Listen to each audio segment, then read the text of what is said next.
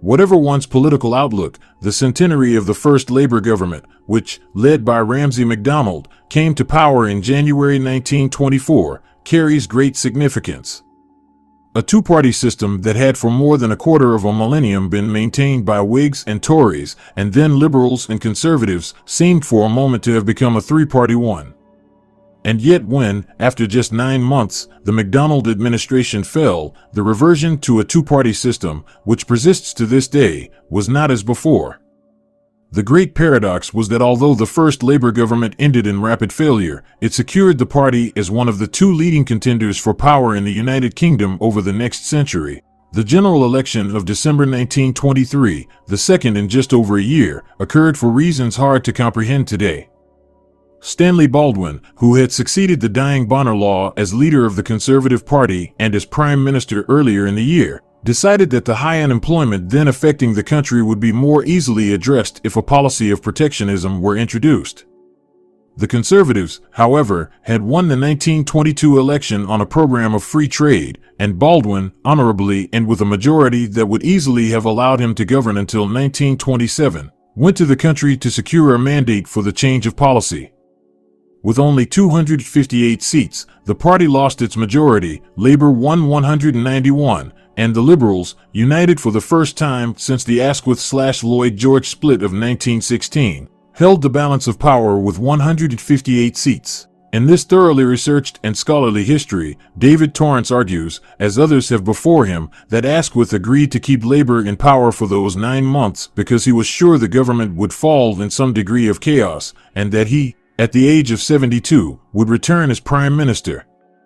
That was not to be. Many expectations were thwarted during the administration's tenure, and Asquith failed to predict the terminal effect that the Liberal support of a struggling minority would have on his ambitions of a return to power. Much of the press fell into great excitement in the winter of 1923-4 as the possibility of a Labor administration became a reality.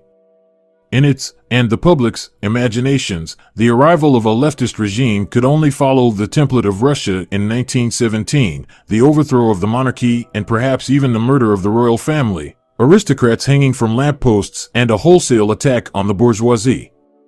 What happened bore no relation to such fears at all, partly because of the innate conservatism of MacDonald and the Gladstonian rectitude of the man he chose to be Chancellor of the Exchequer, Philip Snowden. The first Labour government was remarkably like a Liberal administration.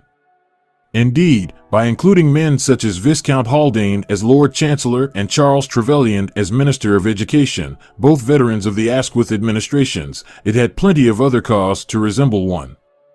MacDonald, who was well-traveled, decided to be his own foreign secretary, and one of the main achievements of the 9 months was a renegotiation of the international arrangements for the payments of reparations after the Great War. The other positive legacy was the Housing Act steered through Parliament by John Wheatley, which helped to resuscitate the program of building much-needed houses. Sadly, a combination of inexperience and conspiracy undid the government.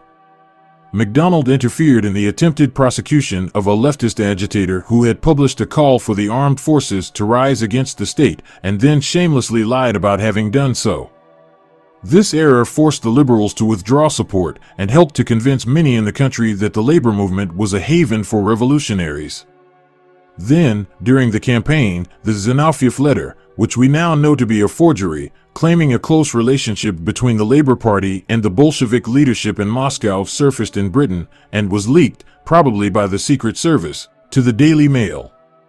The Mail's proprietor, Lord Rothermere, later an admirer of Hitler, boasted to Lord Beaverbrook that the letter had swayed 100 seats, but MacDonald, for his part, thought the die was cast long before that, and he was right. The country was not ready for Labour rule, though his book, like others lately from Bloomsbury, only sporadically appears to have been edited. Torrance gives detailed pen portraits of the main characters of the government, at least 3 of whom were born illegitimate, including MacDonald himself. The wild men bring superbly to life figures such as Wheatley and the Technicolor Jimmy Thomas, whom history should not have forgotten. But the real hero is King George V, who had every right to be nervous, but behaved so impeccably that the Labour Party ended up devoted to him, and, like them, the monarchy also survives a century later. The book is a tribute to the successful functioning of the British Constitution. Let us hope that, too, is still true after all these years.